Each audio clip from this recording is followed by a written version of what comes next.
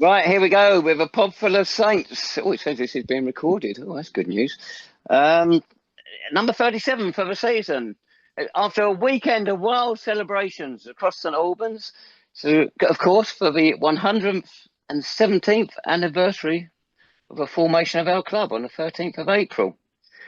Marvellous, non-stop parties, the club non-stop media reference to it and everything. It's been Oh, he's wonderful. gone early. He's Oh, gone no. early, Jake. Jesus Christ. It's also a 117th anniversary of the birth of my grandmother, and I'm not sure which one's in the worst state at the moment. Right. Good evening, Lee. I don't think he can talk after that. Good evening, fellas. Yes, you set the tone nice and early, Tavs, which I love. Yes, good evening. Good evening, everyone. Good evening, Jake, master behind the buttons. Yeah, we won't talk about how chaotic you were before the podcast even started, and it's great to see you've continued as you mean to go on. So, hello, everyone. Right, we're looking back on a 1-0 defeat at Clarence Park at home to Eastbourne Borough on Saturday, National League South. Not quite the result we were looking for or needed, especially with Enfield coming back to win at Chelmsford from a goal down, but fortunately Salisbury lost, so we're still hanging on in there. Right, which was worse, our performance or the pitch? In the pre-match, you could see the pitch. It was rutted before, and when players kicked the ball in the warm-up, it was bobbling like mad. I'll come on to it more later on. And it's not going to be slagging off of those doing the pitch, well, only a little bit. But clearly that didn't help. And I think the manager may have alluded to it in his interview, not for the first time this season. Again, it's where we were looking for us to follow up those final 15 minutes against Dorking Wanderers from the week before when we were playing football, fast attacking football, and we had them on the ropes. It didn't happen, did it? It took about 5 minutes into injury time before we showed urgency, real urgency. And by then, the horse had bolted. Eastbourne, not the most exciting team in the world. 2 games we played against them this season. Beaten us 1-0 both times. Third time they've done a double over us. We haven't done it to them yet. But they don't excite. And they didn't have to Saturday, did they? We played into their hands. Just long, aimless balls. Gave our forwards no chance. You two now would tell me I'm completely wrong, and it was a very entertaining game because the bloke in the NLP somehow gave it 2 stars. I don't know where he got the second one from. Do we know who this bloke is? Should he be shot? What's going on? Waste of a good bullet. I think you better then go then, Jacob, on this one, mate. Thanks for that. Yeah, wasn't the greatest game, was it? I think you have to put it in the context of the red card, I guess, don't you, in terms of our attacking play. I thought before that we were okay, although there was a lot of long balls forward, and their defenders sort of had Jeffers and Smith covered, didn't they? It might not have all been legal, somewhat. There was a lot of pulling, there was a lot of pushing, but it was doing the job. And then Jack James did what Jack James did, and then after that, I think we were on to hiding nothing. I mean, Lee, I know you talked about after the game while you were there. I took a great photo of you, didn't I? Of you looking like you'd had enough of football. And you said straight after the game, you said even with 11 men, you never thought that we were going to do enough to create an opening to score in that half hour. And I think that's fair. And I think the game probably would have ended up in 0-0 if it wasn't for a mistake at the back that allowed Eastbourne to score. But yeah, if you look back on that last half hour the other week and compare it to Saturday, it was very different, wasn't it? And again, it's just at this time of the season when you've got some hope, it's just not what you need. And a lot of fans went away very, very deflated. You know, there was a scoreline against a good team, might not have been worse, but maybe again, it's the performance and the context of it all. Go on, Lee. Yeah, well, I mean, I'll tell you how bad it was. I didn't even go for a post-match beer, did I, fella? You just wandered off. I put a proper strop up, mate, on the way home. I just had enough. Yeah, I get what you're saying, and my point that so Ian Culverhouse alluded to this in his post-match. He said prior to the card, there was just a lack of quality, and I felt as though once they went a goal up, they didn't really need to get out of second gear. Really, they would just go. They were big enough and organised enough and strong enough just to see us off. I think we huffed and puffed a lot, but again, we're saying this repeated time and time again. We lack quality. We lack a cohesion now, and I feel sorry for the management in a way, because this is the hand that they've been dealt with, and in the very unlikely experience that they're going to stay next year, I'd like to see them get the grace and the budget that was allowed to Nobby at the start of this campaign. Getting back to the match though, I mean, ifs and buts, and yes, okay, the referee was not great by any stretch. He was not great, and there were decisions that I'm sure that we would talk about, but just, we weren't there. We cannot go through games having 2, possibly 3 shots on target and expect to win football matches. End of. Yes, the quality was not good. But come on to those big decisions then. Well, first of all, the goal, because that was before the first really big bad decision. It's good to see Brandon Mason get an assist, headed it straight to what's his face, Kai Innocent, and drilled it in. What was he doing? He could have kicked it clear, but it would have been on his right foot, which is his weaker foot. So he opted for heading it. A terrible decision. And poor old Mason, he's not been playing well lately. He's really been struggling. It's difficult to justify his place in the side of late, and that won't have done him any favours at all. Certainly didn't do the team any good. Completely wrong decision, and it ended up one of the many decisions that cost us the game. Just a few minutes after that, we had the sending off of Jack James. At the time in front of us, it looked as though if it was a foul, it was a 50-50 decision. It didn't look at anything significant. And then when you see it from the video from behind the goal, it's an absolutely shocking decision. And the linesman would have had a very similar view to that video, and he could have had a word with the referee, because the referee saw it from the other side. He saw James's boot high. Well, it's high because it's bounced off the ball. It didn't go in high on the tackle. It was a very good tackle, and it's a shame to see a player sent off for kicking the ball. Yeah, I mean, there's still some City fans that think it was a red card, or at least maybe gave the ref something to think about, and I do get that. But first viewing, I didn't think it was red, and watching the clip in the interview, it wasn't red, and then watching the highlights when they were up, it wasn't a red. I didn't think so. It is a big decision that's gone our way and it cost us. And I think watching it back as well, their man gets up and starts running away, doesn't he? And then he thinks, "Oh, hold on, I could It's the reaction of their players as well. Yeah. Like, the referee wasn't rushing over to sort of dish it early. No. He was just walking across, and then all of a sudden, 3 or 4 of their players start losing their mind. That's when he then goes to his pocket. So Yeah. I don't know whether he got a rush of blood to the head or whether he was just biding his time, whether he'd made that decision early that it was going to be a red. But as you say, Tabs, he could have spoken to the linesman, or even better, the linesman could have intervened. That's, that could have been his role. That I thought it was harsh. You don't want to sort of take that out of the game, because you take tackling out of Jack James's game, then there's not a great deal left. I like his commitment and I like his endeavour, but ultimately he got dealt a harsh blow on Saturday, in my opinion. Well, the linesmen now are a waste of space. Every decision, they virtually wait for the referee. They wait for the referee to give it, then they flag. It's absolutely nonsense. The only thing they ever give is when the defender's running back. If he feels there's a forward behind him, he goes down to the liner, flag for that. It's absolute nonsense. They are a waste of space, which is sad. They should be significant in a better way. First time we've had Will Bryars, the Sussex referee, Brighton, I think, and no rush to have him again. At the end of the half, from where we were on the sides, it looked as though, I'm not going to pronounce this one right, Cameron somebody or other, climbed all over Jeffers. It looked a clear penalty where we were. What do you like from behind the goal? I thought it was a penalty as well. In live action, I think he just barged straight through him. I think Jeffers has a tendency to go down a bit easily. I thought he did earlier in the game. And I just wonder if that earlier in the game had made the ref think, right, I'm going to be on top of this. I'm going to make sure he doesn't. And he went absolutely straight through him.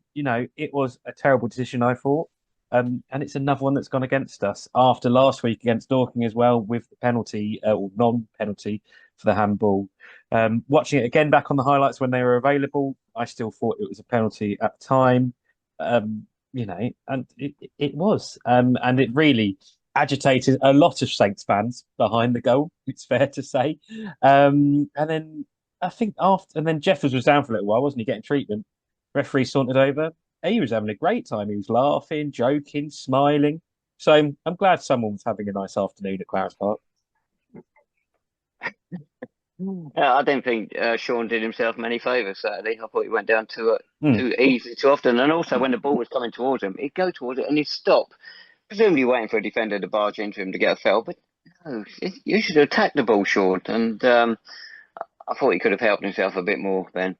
The thing is, though, Taj, can I just say that the thing is, I was at the old T-bar looking across the line, and it was the other side of the pitch from us. It was an absolute penalty. The fella just absolutely clatters into him. But the thing is, okay, and Jake's absolutely right. Sean went down a bit too easily early on in the first half. But you'd like to think that the referee is judging everything on its own merit. Mm-hmm. Do you remember a few years ago we had a player signed for us called Reese Honus, and his sort of claim to fame was the fact he'd won like 33 penalties or something. And that just gets in officials' minds, doesn't it? And I just wonder whether officials now look at the way the game is going and what Sean's been sort of possibly guilty of over this sort of season, going to ground a bit too easily. But again, you'd like to think that if someone comes clattering into the back of you, the referee should see that as a foul, regardless of who it's against. So I cannot, for the love of me, I don't know what he's seeing to think that isn't a foul. So, but as I say, let's not make it about the referee. We should really be focusing on our own shortcomings, because whether we had 11 men on the pitch or not, I still don't think we get anything out of that game. So, let's face it, Sean's the only one in this league who possibly goes down easy. We've had 3 players booked for it recently, but never been touched. Yeah. So other clubs are just the same as well, and it's just a horrible thing that's crept into the game. Absolutely horrible. You're right. It shouldn't be all about the referee, but there's 2 decisions there, particularly with sending off, which cost us big. Is that why we didn't come out firing more in the second half as we had done the previous week, particularly in the latter stages? Had the players, I don't know, warn themselves out. It didn't look like it. I thought there was more to give, and briefly they showed it in injury time. To me, it was just a lack of organisation. You talk about lack of quality. The manager said it. Well, it was a lack of quality, and he said it several times recently. Well, it will be a lack of quality when your team is just playing big boot. We are responsible for this lack of quality. We played a little bit of football here and there Saturday. It was nowhere near enough, and it wasn't fast enough and attack-minded enough. We brought about our own downfall, really. And against a side like Eastbourne, are quite strong. They're going to lap it up. And to give them a goal as well, that didn't help. I really think the lack of quality was of our own making. It was, but also Jake and I were sort of talking to ourselves on the terrace in the second half.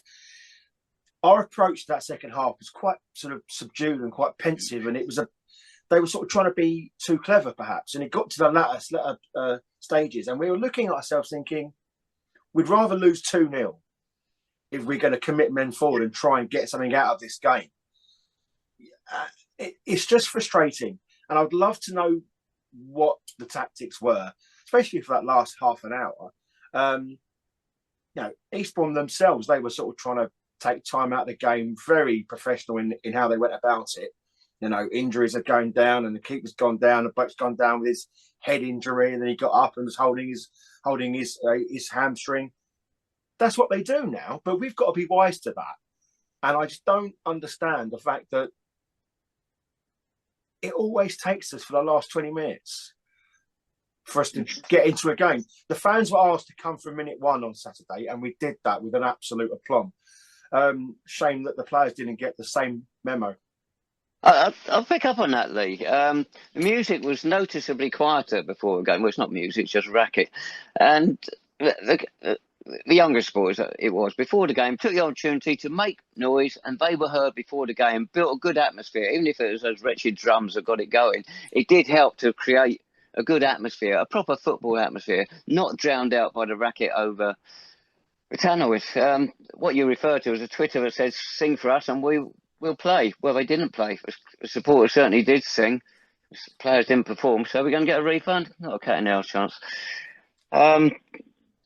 You shouldn't have to send out Twitter things like that anyway. The players should be playing, no matter what. What do you make of the crowd, Jake? You were in there. It seemed loud and good spirits where we were, but it did get noticeably quieter as the game went on. Yeah, and unfortunately, it's because there wasn't anything on the pitch to really get the fans going until, like you said, very late on. I enjoy that you said it was the younger fans starting that. I think there'll be quite a few viewers of this who'll be very glad that you called them younger fans, given they were children about 30, 40 years ago. But yeah, but no, I do. I thought the atmosphere was good, responded to Baz's call and everything they wanted, and players just didn't respond. I mean, that second half, I think the fans fed off that there just wasn't much happening. Especially, I think Lee, I said to you at one point, didn't I? Well, both teams just seem happy with the scoreline now. It felt like, Eastbourne, they had a good chance when Michael Johnson made a very good save one-on-one, but then after that, they had nothing, and they just sat back and back and back. And meanwhile, we didn't really push them, did we? And like I say, Eastbourne wasted time well. They had that one moment where the whole team all ran off to get instruction just as their player was coming off. But aside from that, we just didn't do enough until the last couple of minutes. And unfortunately, the fans need something to feed off of. We've talked about this last week. It's going forward as well. We need something. The fans have been, let's be honest, beaten down with the football this season.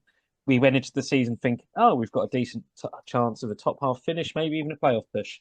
We're battling for our lives. The relegation picture looks really bad at the minute. Saints fans are doing all they can, but if the players aren't stepping up and fighting for the badge and the club and the team and everything, fighting for the fans, then unfortunately the fans just aren't, they need something to feed off of. There's only so much they can do. Are we going to blame the pitch? It's certainly not helping us. It's not helping anybody at the moment, us or the opposition. We changed the people who work on it about 3 years ago. We used to have a team that worked on a QPR's pitch. They were given a heave-ho, and we got a more local team in there. I'm not going to criticise them because Clarence Park's been poor for a long time. I think it's been bobbly for a long time. The longer the season's gone on, the worse it's got. It hasn't held up well. But this year is the worst. It is so bobbly, and you could see it before Saturday's game. Is it because we've got the under-23s on there and the women on there? Is it too much for it? Because it looked cut up in parts even before kick-off. There's something for the club to look at for next season, whether they change teams that play on there and how they prepare it. It can't carry on as it is at the moment. I don't think we can blame the pitch necessarily because, against Dorking, we played quite well for 25 minutes on a pitch that isn't great. We showed you can mix it up and do it. I think the pitch has been poor. The management team have mentioned it, I think, more than enough times to indicate how or what their opinions on it are. And to be honest, I think it just needs totally ripping up in the summer and redoing properly. I don't think it's been properly taken up and ripped out for a number of years now. I know they do work on it in the summer and quite intensive work, but I don't know if that's enough. And I say with more and more games on it, we also had Luton under 23s on it a few times, haven't we? And a few other sides. And there's going to be games on the summer, I'm sure, charity games, etc. We need to improve, but it's the same for both teams. We played well on it last week. I don't think it's the overriding factor as to our performance at the minute. We go back to last summer. It's something like 6 weeks after the end of the season. The club had a beer match on that pitch, and that was 6 weeks wasted while they're waiting for this game. It's absolute nonsense, and I hope they're not going to show that same stupidity this summer. The pitch is everything. It's not the manager moaning about it. If you provide a decent pitch, stop us moaning about it, come to think of it. But they've got to get priorities right. Yeah, you got anything on the pitch, Lee? I don't think it's harsh to suggest that the people working on the pitch could do a bit better. If we're going to hold the players accountable for not getting results at football games, then surely we can look at the reasoning behind why the pitch is so bad. You know, okay, there's been a lot of games on it, but there's been a lot of games called off as well. So surely there's sort of things that we can sort of do to help it along the way. And it hasn't been bad overnight. This has been bad, as you say, Taz, for quite a number of years. I think it is the sign of the times that we're focusing on the wrong things, unfortunately. And I think we are paying the price of it now. It is difficult, and I'm sure that, you know, the groundsmen are on hiding to nothing, because, you know, everyone wants to play on lovely, slick, passing green grass, but that's not always available to us. So, but I do think it does hinder the tactics a little bit in the way that Culverhouse does want to play football. He does. I mean, he has a reputation for playing good football, but unfortunately, you need two things to do that: good players and a good pitch. And at the minute, I don't think we've got either. It doesn't help that we've had a dry spring, and St Albans for years, I believe, has had a low water pressure, which may hinder it as well. Anyway, right, that's enough of the green stuff. There's plenty of it. It's just probably bits in between it. Where do we go from here? Do we persist with this banging the ball forward in the forthcoming games over Easter against Enfield and Hemel, or do we try and play football? The banging the ball forward, it's not really working. You can have a mix of both. You can't, you know. There's no reason that direct football at times did get results against Dorking in the sense of it created chances or space behind, but you need the other players to step up as well. So, to be honest, I think against a team like Enfield, I think a very attritional battle wouldn't necessarily go well for us. I think they're a strong team. They're used to that style of play, especially that game on Friday. I think if we went for the long ball, I think we would find chances limited, and I think we could easily go behind quickly. So I don't know if that's the approach that we should necessarily take. Enfield, out of nowhere, suddenly 6 points clear of us. A draw would do them on Friday, wouldn't it? Wouldn't do us a lot of good unless Salisbury lose. It's no good us going there looking for a draw. It's not going to do us any favours. We said it several times in recent weeks. We've got to go for it this time. It's interesting. We ended the game with quite a few strikers on the pitch on Saturday, still giving them no service. This time we've got to give them that service. Yeah, I spoke to the Enfield chairman a few weeks ago, and they were scoring goals, but they were letting too many in as well. But they were quite prudent. So what they did, they had a board meeting. They set themselves down to, right, we don't want to be going down. We've got a bit of money to play with. We don't want to, you know, we don't want to cripple ourselves for years to come, but we do need investment at the back.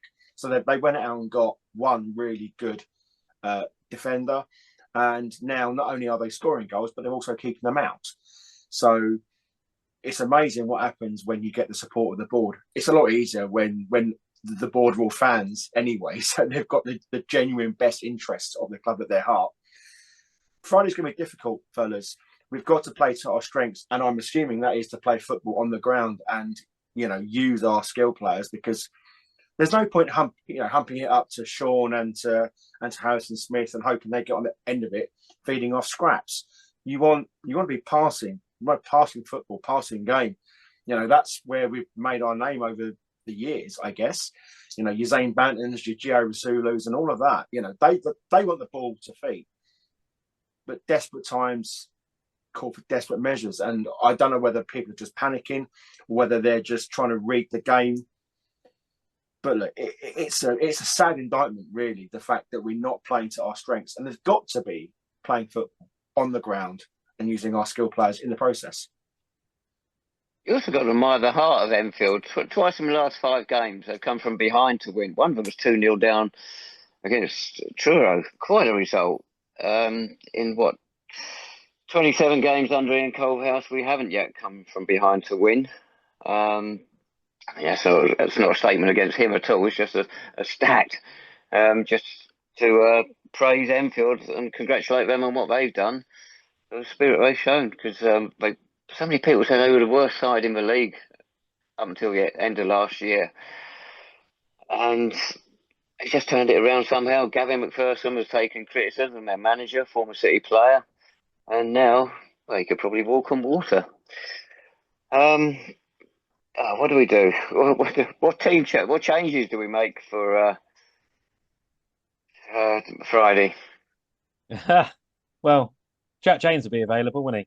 He will. So that'll be his last game of the season. So does Ian stick with him, or do you look towards the final two games and think, right, we know Jack James won't be playing after this? And if so, well, we've got lots of injuries problems. James Claridge is out now, isn't he, for the rest of the season? Dion Woodman's gone. I dare to say that, Dave, you were right about loans all along. But when they go wrong, it kind of leaves you, in problems, doesn't it? Aidan Coyne is meant to be a defender. He's not really been used there at all. So will we see him come in potentially? Or will we see maybe go for what we finished the game on Saturday? What were the back three of David Longking, James Sweet, and another potentially? I mean, Alfie Bendel sort of filled in there at times, didn't he? But you need him in midfield on Friday. So I wouldn't want to be Ian Culverhouse making these decisions. The team sheet on Friday will be really interesting to see. And up front, I think you've got to go two up front again. You've got to try and score goals. Like Lee, like you said, you need other players to step up. Our midfielders, our creative players, they haven't really stepped up enough this season, have we? We've not scored enough goals. We actually need to create some chances and some openings for our forwards. And if they do that, maybe we've got a chance. Lee, would you bring in Tafari Moore, say, for Brandon Mason? I would. Being polite to Brandon, I think we've seen enough of what he can do to suggest that he could probably do with some time on the bench. And Tafari, who knows? But I love Tafari because he's got that energy and he served us well over the years. And maybe just need that little bit of something else. We've got to look at the small nuances now, Dave, haven't we? The players who are prepared to sit there and put their neck on the line for us, because it's D-Day, really. If it's not been and gone, but it is D-Day for us because we need players who, as Jake said, and we keep seeing these tweets and the social media platforms for the club, for the badge and all this. Well, the players need to sort of show a little bit of that now. And Tafari Moore definitely fits that bill. He does. Unfortunately, he's not been at his best form this season. And prior to getting dropped, he's probably his poorest run. Exactly. But I don't know. We know what he can do. It's an interesting one. I think Brandon should be given a rest. Agree with you, and maybe bring Tafari in, take a chance. Gio Rasulu, up until he got suspended, he was having his best spell for the club. He's 2 games back since then. He's gone back to the old Gio, disappearing again. Maybe it's because too much long ball is passing in midfield, making them look worse than what they actually are. So it's not their fault. He had that free kick. I can't remember which half it was on Saturday, first half, I think. Yeah. And that is Sean Jeffers' territory, around that area part of the box. Right, he did a poor one last week straight into the wall, but generally that is Sean's territory. And Gio's record with free kicks is pretty poor, unfortunately. For a player with his ability, that's polite. It would be a lot better. It was, wasn't it? And it should have been Sean's free kick, but hey, it's another one we wasted. But would you take Gio out now? The thing with Gio is that if you start going long ball, then the midfield are always chasing the game, aren't they? And that's not the skill set. If you look at just look, Bendel, Banton, Rasulu. There's three midfielders there who thrive with having the ball at their feet. Okay, Bendel's probably a bit more of a ball winner, and he's not really a creative per se. But I think the other two certainly, gifted as you like. But again, I think Zane can't do it all himself, although he does try to do that, and that is probably his downfall at times because sometimes he gets caught. He does get caught. But look, the fact is, our midfield is always chasing the game. If we go and try and play territory, and it's just not the way we need to win this game. We get the ball down and let's just dictate the pace. As Jake said, Enfield are strong and they're big, but you'd like to think in the cold light of day, we've got some footballers that we can create something against them, surely, and hopefully we can do that. Yeah. Just looking at their record, one of their best players down the park was Sam Youngs, and he got that late goal, that header at the end. And he's their top scorer so far this season, with 16 in the league. Second highest scorers have only got 4. So they've had the same problems that we've had in putting the ball in the back of the net. But Young's only a midfielder, isn't he? What I recall. I don't know. What other changes could we make? Have a quick look at last Saturday's team. Harrison Smith, does he stay in, or does Ken Charles come back in, or Ollie David, or Ruben Wyatt? Personally, I think no. Stick with Banton, stick with Bendel. Josh Castiglione, he got home even earlier than usual, taking off 46 minutes Saturday. About half an hour early he got home. James Sweet, I don't know. Prediction time. Come on. Let's get them in nice and early. Come on, Tabs. Jacob. 2-1 Saints. What was that? Sorry. 2-1 Saints. There we go. Let's do it again. I'll tell you what, boys.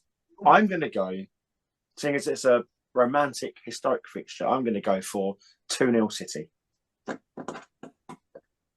2-0. Didn't Cocker score a great goal when we won 2-0 there once? He twisted on the edge of the box, chipped the keeper. Or was it Hucker was in goal, or whatever it was for him? Oh, wasn't a bad little goal, that. Shall I go for a clean sweep, or should we go for reality? We need some balance.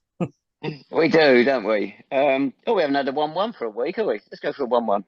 Are we doing a pod in between that and the Hemel game, or are we going to talk about Hemel as well now? I think we're going to have to talk about Hemel now, aren't we? Which is really... Yeah. God. Go on, then. They're on a bit of a downer at the moment. Was it 3 or 4 without a win now? After having that great run when Lee Anderson came in. His 22 games he's had as manager. They've won 10, drawn 7, lost 5. In fact, he lost 2 of his first 3, so he's actually only lost 3 of the last 19. Hell of a run. But their 3 main forwards are out injured at the moment.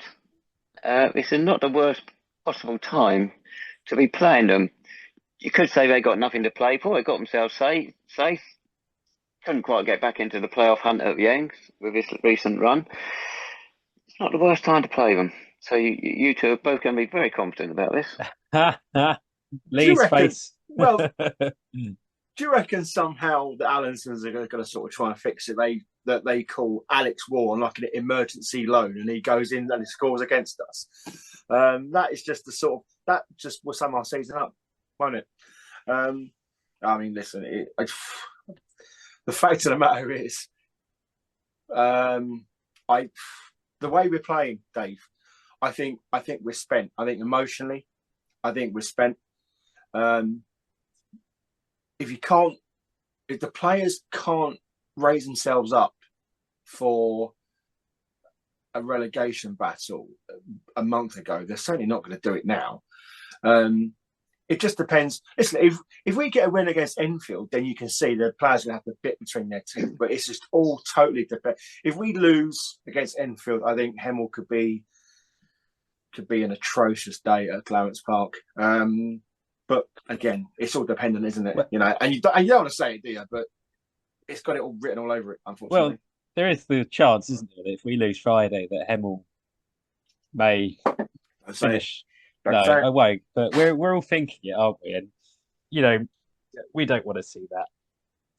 Yeah, Hemel could put us down. But, another way of looking at it's interesting how it's going to work out. If they put us down, they are in danger of being shifted into National League North, a lot of people think, because of the way the division's going to have to be reconfigured in the summer. It's still a chance we may finish 21st and stay up because of a merger of the 2 Bedford clubs. That may lead to only 3 going down. Then it relies on, isn't it, what Needham Market doing National League North, and apparently they're a point behind us still at the moment, so we could survive that way. It's quite a few strange permutations to be had. I mean, as it stands, I think we could be in about 5 different divisions, couldn't we? Which is makes for an exciting summer, whatever happens. Um, yeah, I think this Hemel game, like you said, it's not a bad time to play them. They have got injuries. I think the Allensons are also already busy planning for next season, getting scoping the players that they want. But it's a local derby, and depending on the situation, they would absolutely relish doing what they could do to us, or they might think, we haven't got much to play for here. Let's see what goes. So, like Lee says, it's all dependent on Friday's situation and result.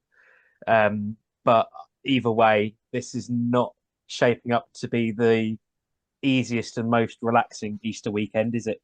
Either way, if the unthinkable happens, we get to go up into the clubhouse, Jake, and I'm going to buy you a beer, mate, and we can drink our beer with a massive Ian Allenson mural on the side of that wall in the clubhouse, waving us down to the Southern Prem or wherever it is we're going to go now.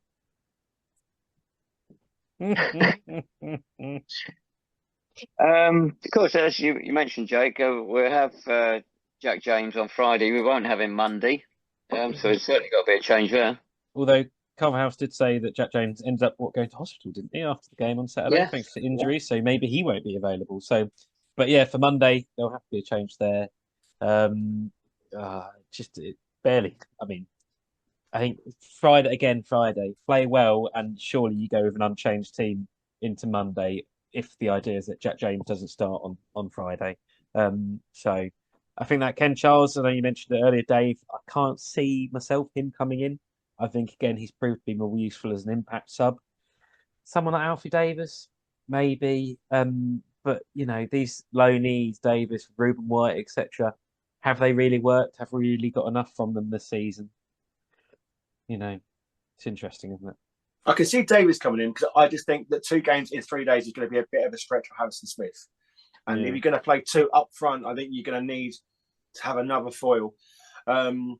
If Wall is miraculously fit, then I think that Culverhouse might toy with that, him and Jeffers up front. But Davis, why not? There's nothing else to lose, is there, at this stage? And he's going to be fit. He's going to be ready to sort of go. So at least put him in and give him the opportunity to shine, perhaps.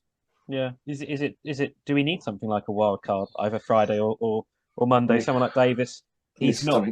His options have been limited. His time's been limited. But I thought 1 or 2 fleeting appearances he's had when he first joined, I thought he looked all right. Is it worth chucking him in? Maybe, I don't know.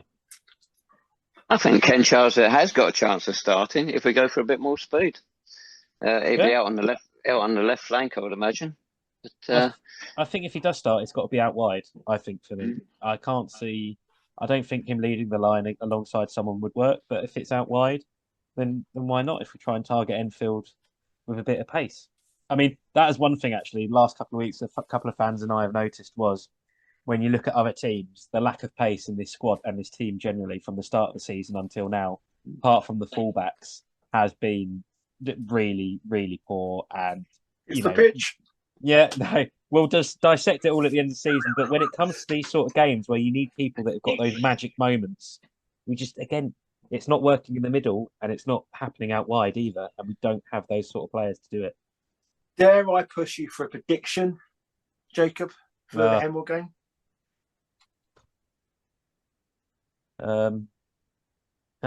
Hello? No.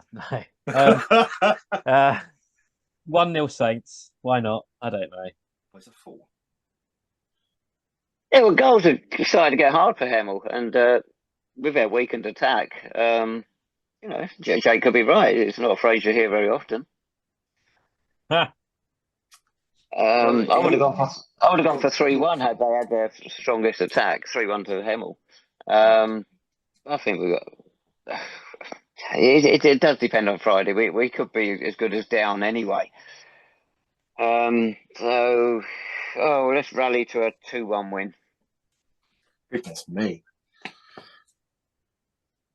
I'm going to go for a 1-1 draw against the Great Unwashed. Let's see how we get on with that. Jake's not playing. Right, just a couple of other things to finish off. For Eastbourne, they've now lost 1 in 10. hard to believe when you see them. They've got a good chance of winning the league yet. And they've won 7 of the last 8 meetings with us now. Jack James, he was our 5th sending off against them in 37 games.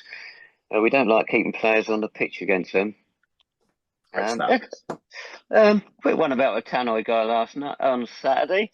Johnny wasn't there. His stand-in, it was the guy who does the commentary, doesn't he? At least there you can mute him. He's reading a team out 100 miles an hour, a Borough team, and ours with the so-called music on. Why? You can't hear it.